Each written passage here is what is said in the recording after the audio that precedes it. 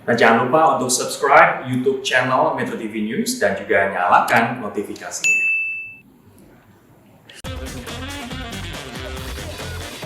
Solusi hukum pencari keadilan.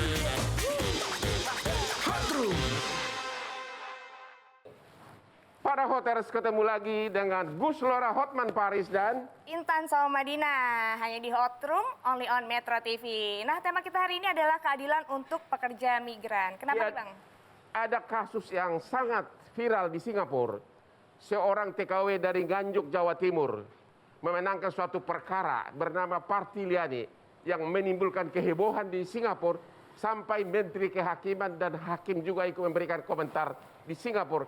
Bagaimana seorang TKW mengalahkan seorang konglomerat pimpinan tertinggi dari Changi Airport. Wow, ini luar biasa sekali ya, tema yang akan kita bahas hari ini. Nah, saya ingatkan kembali nih untuk Hoters yang punya kasus bisa kirim email atau lalui DM Instagram yang tertera di layar kaca Anda. Dan juga nih Bang, kalau bisa langsung ke IG Hotman Paris Official, the best IG. Dan Hoters juga bisa menonton Hot Room secara streaming di metrotvnews.com dan medcom.id. Nah Bang, sebelum kita lanjutkan perbincangan kita saksikan dulu tayangan berikut ini.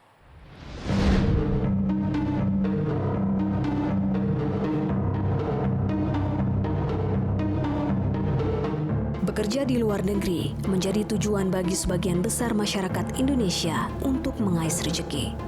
Namun nasib dari ratusan ribu pekerja migran di luar negeri tidaklah selalu mulus. Tanpa berbekal pengetahuan cukup, beberapa dari mereka tersangkut masalah hukum di negara rantau. Bahkan ada pula yang harus menjalani proses vonis hingga hukuman mati. Kini Dewi Keberuntungan sepertinya berpihak pada nasib Partiliani, pekerja migran asal Jawa Timur yang mencari keadilan atas tuduhan pencurian yang dilayangkan oleh majikannya. Usaha yang dilakukan Parti selama 4 tahun akhirnya membuahkan hasil. Pengadilan tinggi setempat menyatakan Parti tidak terbukti bersalah atas tuduhan pencurian. Hari ini totally nggak dihukum, bebas semua dari 4 tuduhan. Saya sangat bahagia dengan orang-orang yang membantu saya. Kuasa hukum Partiliani Anil Narain Balchandani, pengacara pro bono dari Red Lion Circle, mengatakan tuduhan pencurian yang dituduhkan kepada Parti tidak dapat dibuktikan. It was a very, very difficult trial, not just because we knew it was going to last, 10 months. It was a very difficult and long-drawn trial because of the sheer number of items that we had to deal with, or at least I had to deal with. I think a large part of, one of the problems with dealing with FWs, foreign workers and foreign domestic workers, is that they have to present their case, their story in court, and a lot of them are not either confident or they come off as being very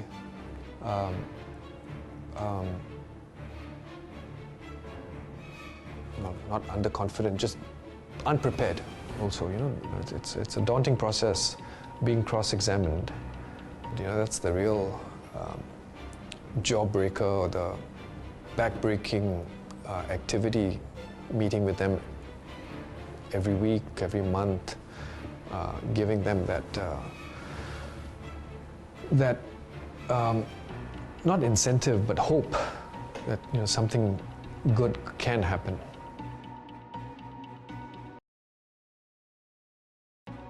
Partiliani tidak berjuang sendiri.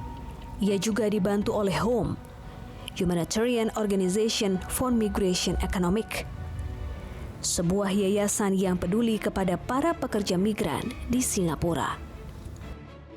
HOME mengumpulkan uang jaminan sebesar $15.000 Singapura agar Parti tidak masuk tahanan. Bahkan selama proses hukum berjalan, Parti ditampung di rumah penampungan HOME. Bagaimana kisah Partiliani dapat memenangi perkara ini? Serta bagaimana sebenarnya perlindungan hukum bagi pekerja migran di luar negeri? Dan bagaimana cara para pekerja migran dan juga WNI melapor ketika terlibat kasus hukum? Selengkapnya, Hot Room akan membahasnya dalam episode kali ini.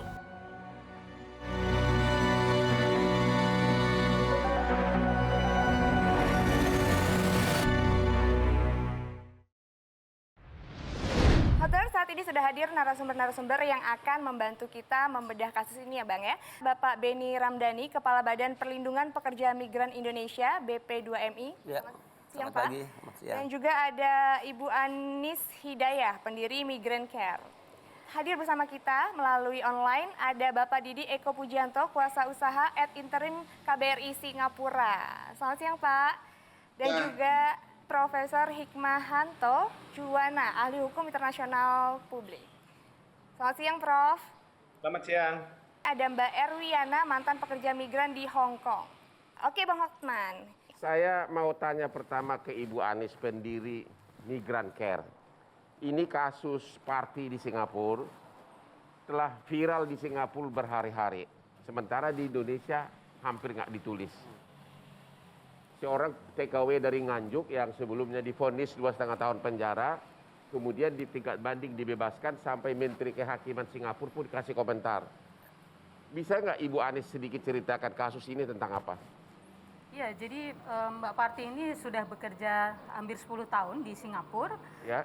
Dan kemudian majikannya konglomerat besar di Singapura melaporkan Mbak Parti atas tuduhan pencurian barang yang kalau ditotal nilainya itu sekitar 1 miliar gitu. Ya.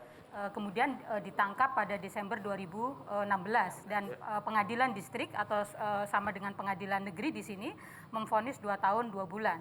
Tetapi kemudian Mbak Parti yang dibela oleh HUM dan pengacara Anil bisa menang di banding di pengadilan tingkat tinggi dan bebas dari seluruh tuntutan karena tidak terbukti mencuri, karena itu adalah rekayasa dari majikan karena Mbak Parti sesungguhnya semasa bekerja dia juga dipekerjakan secara ilegal di kantor majikannya gitu, yang mestinya itu tidak boleh. Gitu.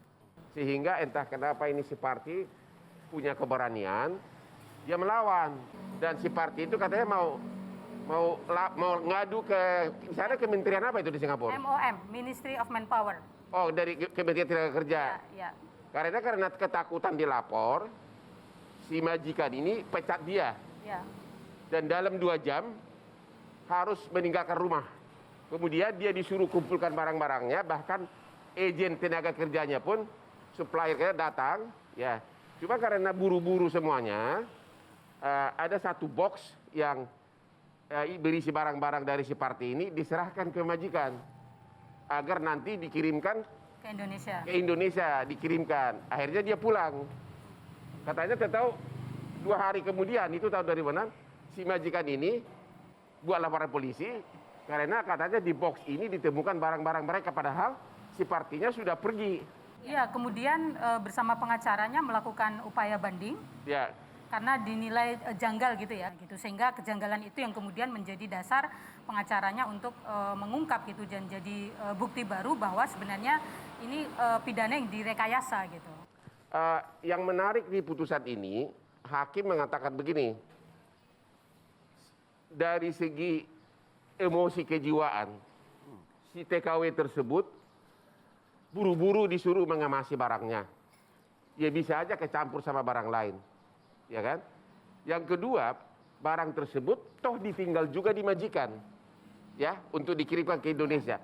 Yang paling membebaskan dia di putusan ini, waktu si majikan ini lapor ke polisi, oleh si polisi barang ini tidak disita, dibawa pulang sama si majikan, sehingga barang buktinya menjadi diragukan. Kira-kira begitu. Mungkin ditanya dulu ke. Iya, baik. Kita akan menyapa narasumber kita, Pak Didi. Bagaimana tanggapannya Pak atas kasus ini? Selamat siang. Ya, terima kasih. Nah, ada beberapa poin yang ingin saya share dalam forum yang bagus ini. Yang pertama mengenai kontrak kerja. Dimanapun, setiap kontrak kerja sudah ada term and condition-nya. Kalau misalnya harus bekerja di satu tempat, ya berarti di tempat itu saja dia harus bekerja. Tidak boleh dipekerjakan di tempat lain. Sebetulnya ada 4 poin yang menjadi pertimbangan hakim untuk membebaskan Mbak Ian ini. Mau tanya Pak, apakah si Parti ini waktu divonis di pengadilan tingkat pertama sempat masuk penjara berapa lama? Oh tidak, karena kan di bail out.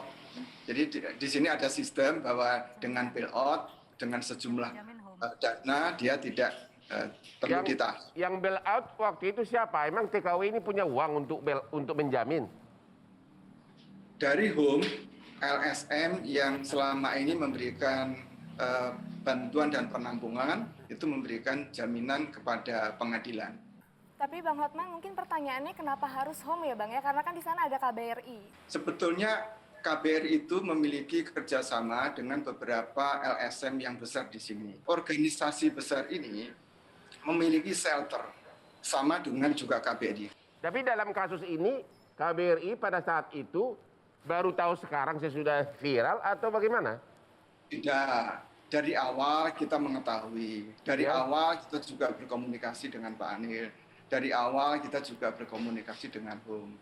Nah, soal KBRI tidak tampil, mohon dipahami bahwa kami memiliki shelter dan kami setiap kasus itu terus mendampingi.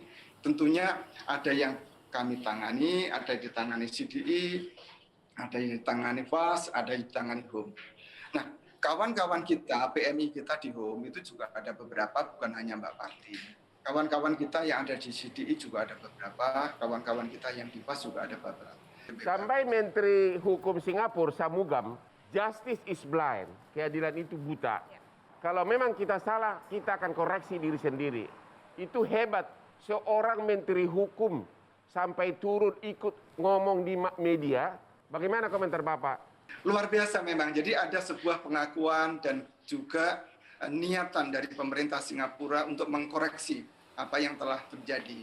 Bahkan katanya Majikaja ini sampai telah mengundurkan diri dari jabatan publik, dari penguasa tertinggi di Changi. Benar nggak? Betul. Dia mengundurkan diri dari seluruh posisi yang dia pangku selama ini. Gini, Bang Hotman, menarik kasus Partiliani. Ya, pertama kasus ini berproses hukum sejak tahun 2016. BP2MI sebagai badan yang diberikan mandat undang-undang untuk memberikan pelindungan kepada pekerja migran Indonesia baru mendapat surat briefing dari KBRI itu tanggal 8 dan tanggal 9. Artinya surat pemberitahuan tentang Partiliani dari KBRI dan itu menjadi tugas KBRI untuk menginfokan kepada kami, ya, mewakili Indonesia yang ada di dalam negeri. Itu 3 dan 4 hari setelah putusan Partiliani. Saya kemarin video call loh, Bang Hotman, dengan Partiliani. Pertama, saya mengucapkan selamat atas kemenangan. Kedua, saya yakinkan Partiliani harus menjadi inspirasi bagi banyak orang. Seorang pembantu rumah tangga berani melakukan perlawanan kepada orang yang memiliki pengaruh besar di Singapura. Dan perlawanan itu tidak hanya dilakukan di pengadilan. Tapi ketika dia sedang bekerja, ditugaskan untuk pekerjaan lain di luar kontrak, dia sudah berani melakukan perlawanan. Ini menjadi inspirasi. Itulah penyebabnya. Ya, ketiga, saya kemarin menyampaikan terima kasih kepada Home, ya, yang telah melakukan pendampingan sehingga kemenangan kasus. Dan keempat, atas nama pemerintah BP2MI saya meminta maaf kepada Partiliani karena negara lalai dalam memberikan pendampingan yang merupakan kewajibannya kepada setiap warga negara Indonesia. Ya, ini menarik sekali, Hotter. Nanti kita akan bahas sesaat lagi. Jangan kemana-mana, tetap di Hot Room, only on Metro TV.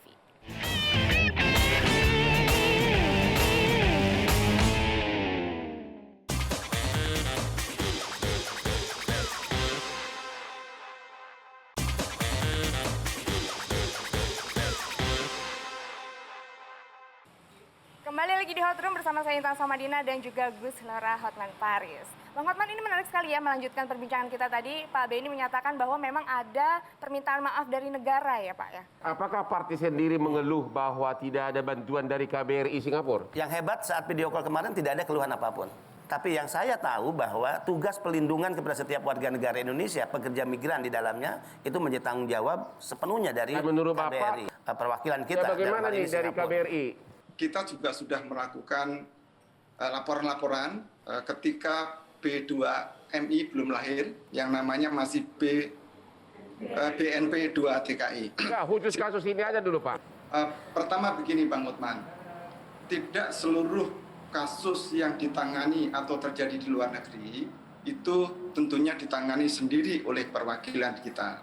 Artinya KBRI mengakui bahwa untuk parti ini memang KBRI tidak sama sekali tidak memberikan bantuan. Dalam konteks makanan iya, dalam konteks pro bono juga iya. Tapi komunikasi itu tetap kita lakukan dengan pro bono dan juga dengan Home untuk memonitor, memastikan bahwa warga negara kita yang punya masalah itu mendapatkan hak-haknya. Haknya sudah didapatkan dari pro bono dari aspek hukum, makan dan shelter juga dari hukum, itu sudah terpenuhi. Berapa anggaran disediakan oleh negara untuk KBRI Singapura untuk bantuan seperti ini?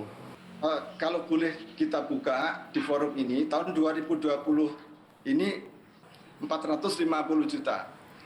Pada tahun ini kita menghadapi kasus yang besar, yaitu orang yang dituntut hukuman gantung karena proses atau perilaku atau tindakan hukum yang terkait dengan pembunuhan. Anggaran itu sudah tersedot habis, sehingga kita tentunya melakukan prioritas mana-mana yang bisa kita bantu. Nah, sebagai informasi tadi sepertinya kita tidak bisa melakukan apa-apa. Tahun 2016, kasus yang ditangani KBRI itu ada 1.422. Tahun 2017, 1.593. Tahun 2018, 1.795. Tahun 2019, 1.726. Dan tahun 2020 ini karena ada kasus COVID, kita menangani 595. Pak Didi, saya kira kalau soal laporan kasus di KBRI itu kan sudah ada di website ya, kita bisa membaca, masyarakat bisa tahu apa yang dilakukan gitu. Saya yang sudah advokasi lama untuk isu buruh migran merinding begitu ya, karena seorang pekerja rumah tangga yang selama ini disepelekan menang dalam perkara melawan konglomerat besar di Singapura yang tadi Bapak samakan dengan ada sekitar 155 kasus yang lain. Ini menurut kami adalah tonggak penting untuk penegakan hukum yang melawan impunitas gitu. Jadi bagaimana pekerja migran selama ini selalu ada pada posisi yang tidak mudah untuk mendapatkan keadilan.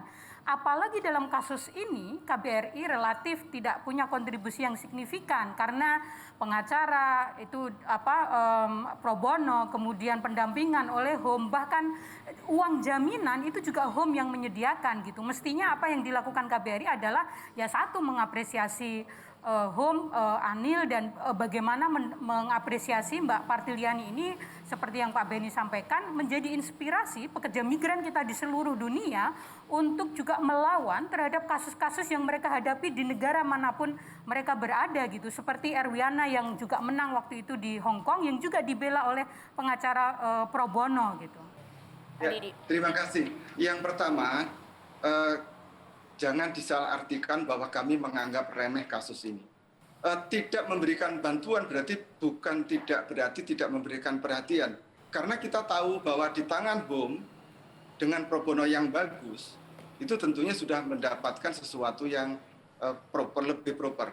Kalau kita sendiri misalnya menyewa dengan anggaran yang sangat terbatas, tentunya kita juga tidak menemukan sesuatu yang kita harapkan. Oleh karena itu, kita melakukan pendampingan, berkomunikasi, terus mengikuti proses-proses sidang dan seterusnya. Ada satu komentar saya, yang mungkin ini juga Pak Himanto, mungkin putusan hakim ini sangat indah bahasanya karena Bapak itu ahli hukum. Ini kata hakim nih, I must have regard to her state of mind. Inilah hakim mempertimbangkan saat si partai ini dalam 2 jam harus mengumpulkan barangnya, harus pulang ke Indonesia, dipecat. Ya, hakim bilang begini, bisa saja waktu dia mengumpulkan barang-barangnya, ada yang secara tidak sengaja ikut barang lain dimasukkan ke tas ini. Makanya hakim menerapkan istilah hukum pembuktian reasonable doubt, ya, reasonable doubt yang menurut hakim diterapkan di sini. Ada keraguan kejadian sebenarnya pada saat itu, ya, itulah alasan dipakai oleh hakim untuk membebaskan si TKW dari tuduhan pencurian dari Ganjuk ini. Gimana komentar Pak Hikmanto? Ya, pertama tentu kita harus apresiasi ya hati nurani hakim muncul di sini karena biasa ada stereotyping gitu ya bahwa kalau PRT, ART itu pasti salah gitu kan. Ternyata tidak. Karena kan tuduhannya mencuri, Bang. Ya. Karena kalau tuduhannya mencuri, pertanyaannya adalah apakah memang ada mens rea kalau dalam bahasa hukumnya. Niat jahat untuk melakukan pencurian itu. Yang oleh hakim dikatakan bahwa mens rea tidak ada, Bang. Kalau dalam hukum pidana itu yang harus dibuktikan kalau misalnya dengan sengaja itu mens rea. Mens rea niat jahat dan kemudian harus dilakukan dengan perbuatan jahat. Nah, di sini Yang saya apresiasi sebenarnya adalah pengacara dari si Mbak Prati ini. Kenapa? Karena dia bisa meyakinkan kepada hakim bahwa dalam waktu 2 jam ini nggak mungkin. Ya.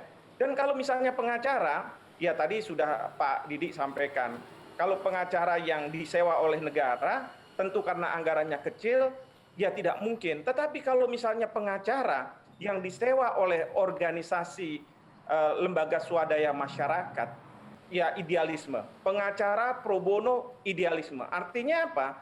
Pengacara sekali Bang Hotman ini, seandainya memegang perkara yang katakan orang bilang remeh-temeh, itu bisa orang yang tadinya disalahkan, ternyata tidak salah. Dan kalau menurut saya kita nggak usah perlu salahkan siapa-siapa ya, apakah KBRI nggak ada. Begini, kalau sudah ada perkara, itu siapapun yang akan ambil, dia akan ambil. Memang konteksnya adalah, kalau kita lihat seperti ini, ya untuk menunjukkan bahwa orang besar sekalipun bisa diturunkan. Tapi ingat, orang besar yang di Singapura itu kan, dia nggak menyewa pengacara, Bang Hotman. Karena ini yang melakukan adalah jaksa ya. Jadi kalau jaksa itu tidak ada kendali dari si orang yang melaporkan bahwa ada perbuatan pidana yang dilakukan oleh orang yang dia laporkan itu. Semua itu kalau jaksa kendalinya ada di negara.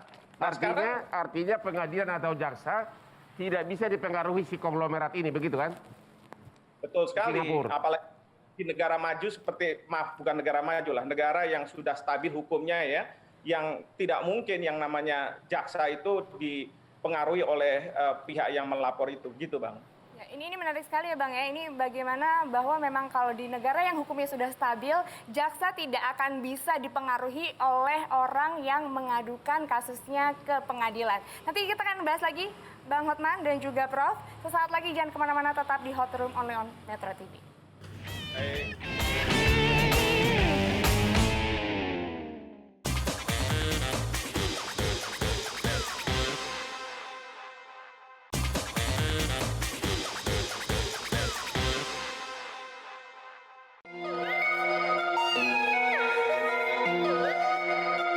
Yo, demi kebutuhan keluarga dapat terpenuhi, seorang rela mencari rezeki hingga ke luar negeri. Menjadi TKI bukan hal mudah, bukan hal gampang. Banyak resiko, banyak rintangan kerap menghadang. Tak selamanya semua berjalan mulus, tak sedikit pekerja rantau yang dilanda kasus. Seperti TKI asal Jawa Timur, 4 tahun mencari keadilan di Singapura. Dituduh mencuri barang majikan setelah dipecat tanpa alasan. Proses hukum seolah dia berjuang sendiri, malah pembelaan didapat dari pihak luar. Pengadilan memutuskan Parti berbuat benar. Apakah undang-undang perlindungan TKI hilang? Beruntung si Parti akhirnya dapat menang. Apakah perlindungan TKI ada saat rakyatnya sedang dilanda masalah? Berjuang sendiri di negeri tetangga, di mana peran negara?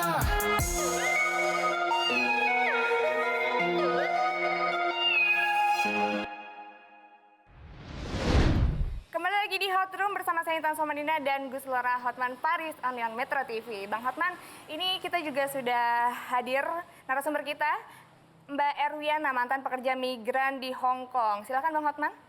Ya, Ibu Erliana, bisa diceritakan pengalaman hukum yang kau alami waktu mencari sesuap nasi di Hong Kong? Waktu itu memang saya mendapatkan penganiayaan ya dengan majikan saya di Hong Kong selama kurang lebih 8 bulan, dan kemudian tidak digaji ya, tidak dikasih makan, terus dipukulin, dan sampai akhirnya saya dipulangkan oleh majikan saya. Dan pada saat 5 minggu pertama ketika saya kabur ya, sempat kabur, saya ingin meminta bantuan karena saat itu yang saya punya hanya kontaknya agensi, sehingga saya menelpon dan meminta bantuan untuk pindah majikan begitu. Akan tetapi agent malah mengembalikan saya ke majikan karena pada saat itu potongan gaji saya dianggap belum selesai begitu. Dan kemudian saya bertahan hingga 8 bulan hingga saya sudah tidak mampu untuk bekerja karena luka fisik saya dan dipulangkan ke bandara ya. Dan saat itu ditemukan oleh salah satu buruh migran juga yang kebetulan akan cuti ke Indonesia dan kemudian saya saat itu dibantu oleh dia untuk pulang ke Indonesia begitu. Nah, ketika itu saya tidak tahu ya bagaimana cara melapor dan kemana harus melapor dan saya pun tidak tahu nomor telepon polisi di Hong Kong begitu. Dan kemudian karena foto saya waktu itu saya difoto oleh mbaknya yang bantu saya terus diupload ke media sosial media itu yang membuat buruh migran di Hong Kong itu demo ya dan menuntut keadilan untuk Erwiana begitu. Karena tadi teman-teman buruh migran yang demo tadi yang mengadvokasi kasus saya itu mengenalkan saya dengan lembaga LSM yang dia fokus ke migran, Mission for Migrant Workers ya.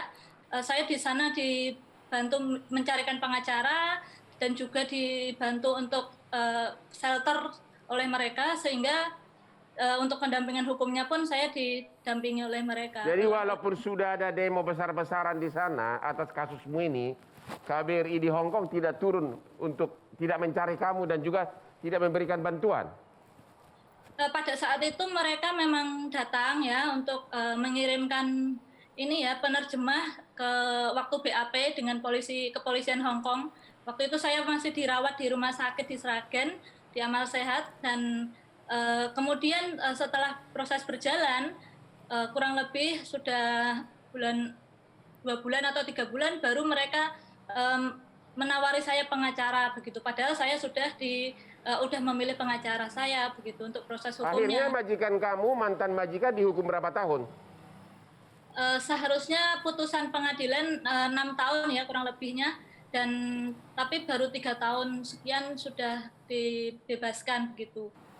Ya. Kenapa waktu Anda tiba di Hong Kong bekerja tidak melapor ke Kedubes? Saya dulu tidak punya HP dan tidak diperbolehkan membawa HP oleh PJTKI ya. Itu yang membuat saya tidak tahu harus bagaimana ketika saya mendapatkan masalah begitu. Kenapa bawa handphone nggak boleh? Itu memang disengaja ya, sejak di PT itu memang kita tidak diperkenankan, kita harus nurut ya perintahnya oleh PT itu kita harus nurut dengan majikan karena kita hanya PRT begitu Bang.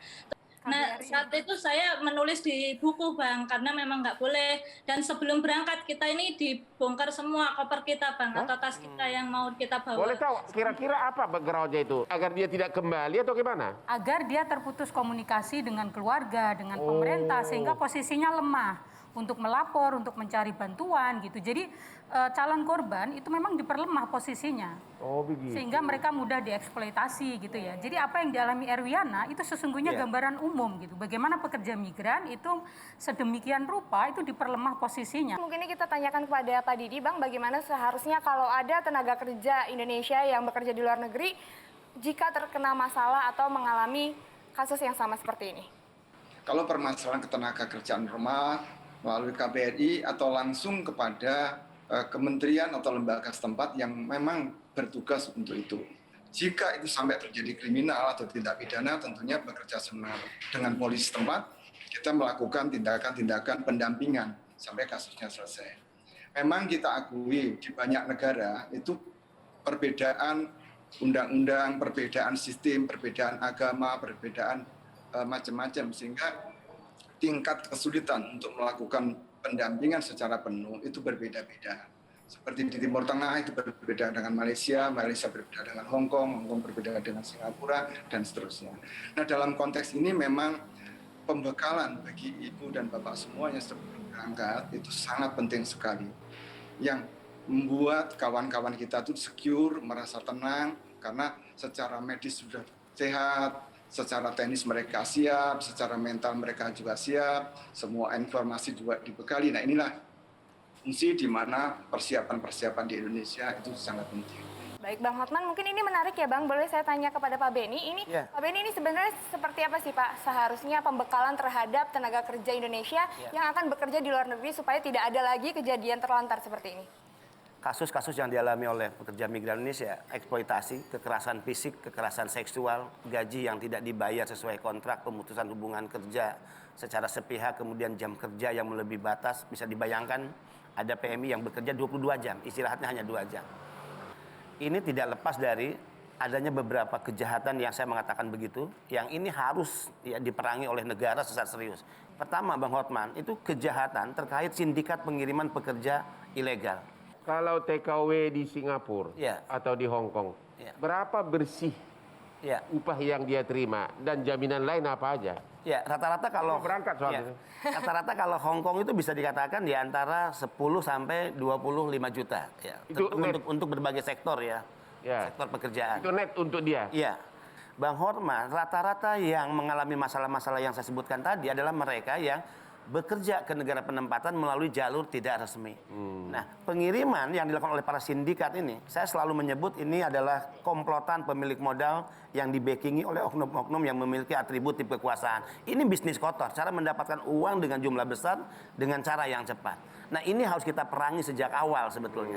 Yang kedua, Bung Hotman, ada yang menyedihkan dan ini tidak banyak diketahui publik. Kejahatan rente ijon. Karena PMI tidak punya uang, muncullah koperasi simpan pinjam, meminjam uang ke bank dengan skim KUR PMI. Bunganya hanya 6%.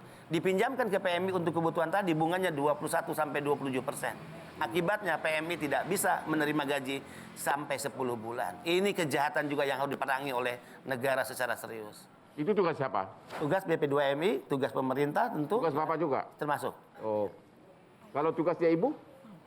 Ya, kami sebagai NGO, organisasi masyarakat sipil, selama ini Migran Guide juga banyak melakukan kerja-kerja advokasi bagaimana memberikan pendidikan migrasi aman, memahamkan mereka tentang trafficking itu kepada komunitas-komunitas sejak mereka sebelum berangkat gitu. Jadi kami punya kerjasama dengan pemerintah daerah sampai pemerintah desa membangun desa peduli buruh migran. Karena sebenarnya mendidik calon pekerja migran itu harus dimulai dari titik awal di mana mereka akan berangkat, yaitu di desa gitu.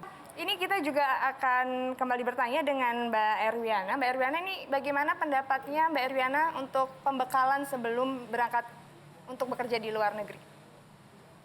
Menurut pendapat kami ya Kak ya, untuk pembekalan sendiri seharusnya memang pemerintah itu menyediakan BLK khusus ya, yang di situ tidak hanya mengajarkan kompetensi tentang ini ya, skill bekerja sebagai PRT ataupun baby sister dan juga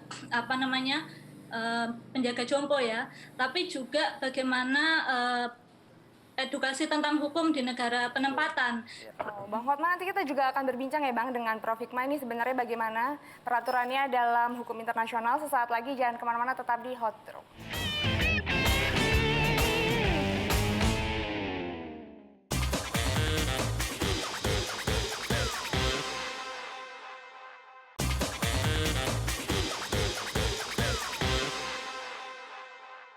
Hoters, kembali lagi di Hot Room, masih bersama saya Intan Somadina dan Gus Lora Hotman Paris. Nah, ini menarik sekali pembahasan kita hari ini, sangat panas ya Bang Hotman. Ini sepertinya menarik kalau kita meminta pendapat, harapan dan juga kesimpulan dari narasumber-narasumber kita nih. Mungkin Pak Didi dulu, silakan. Ya, terima kasih Bang Hotman dan semua kawan-kawan yang ada di forum ini. Kasus-kasus yang dibahas pada forum ini menjadi lesson learned agar kita memberikan bantuan dan pengelolaan PMI jauh lebih baik ke depannya. Dan yang kedua, harapan kita juga semua PMI akan berangkat akan lebih siap lagi, tentunya seperti harapan Pak Beni sebagai kepala yang baru akan lebih bagus lagi. Dengan semangat baru, semua PMI yang akan berangkat mulai tahun ini dan ke depannya akan jauh lebih punya kompetensi, kapabilitas, dan kesiapan fisik, mental, maupun spiritual. Sehingga kasus-kasus yang akan terjadi di luar negeri bisa sangat diminimalisir. Terima kasih. Baik, terima kasih Pak Didi sudah hadir bersama kami di sini. Dan kami akan menuju ke Profesor Hikmah. Silakan Prof, bagaimana kesimpulannya? Pertama adalah menurut saya para TKI kita harus diberikan awareness terhadap masalah hukum ketika mereka akan berangkat ke luar negeri. Yang kedua adalah sebenarnya saya tidak ingin selalu membebankan kepada negara. Tadi seperti ada pengacara yang mau pro bono, mungkin motivasi dari pengacara itu benar-benar idealisme, tapi mungkin juga ada pengacara yang tahu bahwa ini orang besar yang akan dilawan, dia akan punya nama dari itu, silahkan. Yang penting adalah kalau orang tidak bersalah, harus dinyatakan tidak bersalah. Demikian. Baik, terima kasih Prof. sudah bergabung bersama kami di sini. Dan Mbak Erwiana, silahkan Mbak Erwiana boleh disampaikan mungkin ada pesan-pesan untuk teman-teman PMI. Harapannya teman-teman PMI di luar negeri mendapatkan perlindungan ya dari pemerintah, dan juga harapan kami ke negara adalah sebelum memberangkatkan tentunya harusnya memberikan pelatihan dan juga pendidikan tentang hukum di negara penempatan supaya kita tidak buta. Itu ya Pak ya harapannya. Terus juga untuk Bang Hotman supaya ke depan bisa membantu kami untuk menyediakan pengacara pro bono. Itu harapan kami. Baik, terima kasih Mbak Terima Erwiana. kasih. Terima kasih. Sama-sama. Bang Hotman, ini kita juga ingin dengarkan dari Pak Beni, silakan Pak.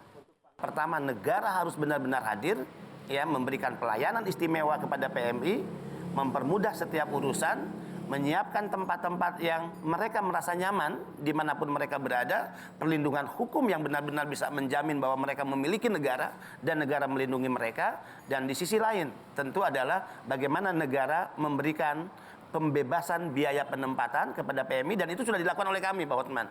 Kami baru menandatangani peraturan badan pembebasan biaya untuk 10 sektor pekerjaan. Pekerja rumah tangga sudah kami bebaskan biayanya. Sehingga ini untuk memotong mata rantai sindikat ijon dan rente. Selain Satgas yang sudah kita bentuk, yang namanya adalah Satgas Pemberantasan Sindikat Pengiriman Ilegal Pekerja Migran. Ya, terima kasih Pak Beni, dan kita akan mendengarkan dari Bu Ani, silakan. Ya, saya kira kasus Mbak Partiliani, Mbak Erwiana, dan kasus-kasus pekerja migran lain yang berhasil mendapatkan keadilan, itu mesti menjadi pelajaran berharga bagi bangsa ini, bagi semua, bahwa keadilan untuk pekerja migran itu harus terus didorong, termasuk pengesahan RUU PRT di dalam negeri yang sudah ada di DPR draftnya sejak 20 tahun yang lalu. Ini juga penting untuk segera diprioritaskan untuk melindungi mereka gitu, sehingga mereka yang berangkat ke luar negeri itu bisa bekerja secara aman dan terhindar dari persoalan-persoalan yang selama ini banyak menimpa mereka, terutama karena mereka adalah perempuan. Gitu. Ya baik, terima kasih Bu Anis, dan ini juga kita akan sama-sama dengarkan kesimpulan dari Gus Lora nih. Oke, kesimpulan pertama adalah kasus Parti ini merupakan contoh bagaimana hebatnya, bagaimana independennya pengadilan Singapura. Bisa mengalahkan seorang konglomerat dan juga pejabat di Changi Airport. Hal lain adalah memang sangat mutlak agar begitu landing harus sudah mempunyai atau melapor ke Dubes, ke kedutaan di luar negeri, ya. Yang ketiga, sepertinya anggaran dari KBRI untuk bantuan hukum, kalau tadi disebutkan sekitar 400 juta sebulan, setahun, saya kira itu sangat terlalu minim. Kesimpulan terakhir, dalam putusan perkara Parti ini merupakan contoh kepada para pengacara muda di Indonesia. Pengacara yang dipakai pro bono di Singapura namanya Mr. Anil, dia tidak dibayar, dia bersedia trial. Itu adalah contoh bekerja dengan jam terbang agar kaur pengalaman. Jangan langsung mengharapkan punya Lamborghini dan model-model cantik, tapi memang harus jam terbang tinggi dulu. Itu kesimpulan dari Hotman Paris. Luar biasa, ini kayak makin panas ya pembahasan kita hari ini tuh semakin seru. Nah Bang Hotman, seperti yang saya bilang tadi ya, kalau akan ada kasus yang dibahas dan dikonsultasikan ke Bang Hotman. Tapi kalau panas-panas kayak gini, kayaknya butuh kopi ya Bang ya kita? Ya dong, dari tadi aku udah mau ngopi. Pembahasan yang mantap seperti ini paling cocok kalau didampingi oleh kopi yang mantap. Apalagi kalau bukan kopi luwak hitam baru. Tidak kemanisan, mantap. Mantap, silakan diminum.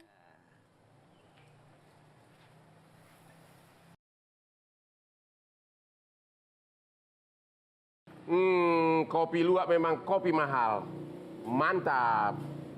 Mantap, enaknya Bang kita jadi lebih rileks ya. Iya. Nah Bang, kayak yang tadi saya bilang ya, ini sudah ada yang mengirimkan kasus. Kita akan bahas di Solusi Hot Room.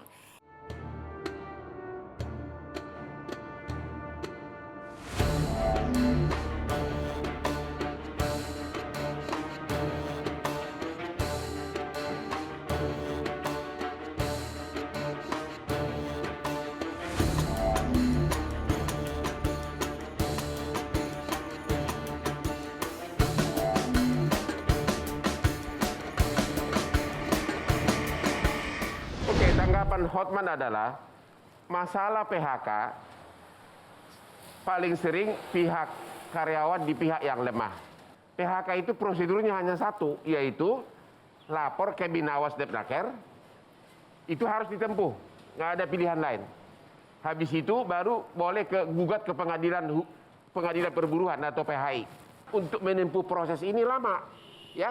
Pertama di Depnaker, dan biasanya pengawas Depnaker dicuekin sama majikan, ya. Karena Depnaker itu dalam hal pembayaran pesangon atau PHK seperti ini tidak punya power, tidak punya kewenangan bersifat memaksa. Akhirnya apa? Pilihan lain bagi si karyawan adalah harus gugat ke pengadilan. Sementara gugat ke pengadilan itu butuh pengacara.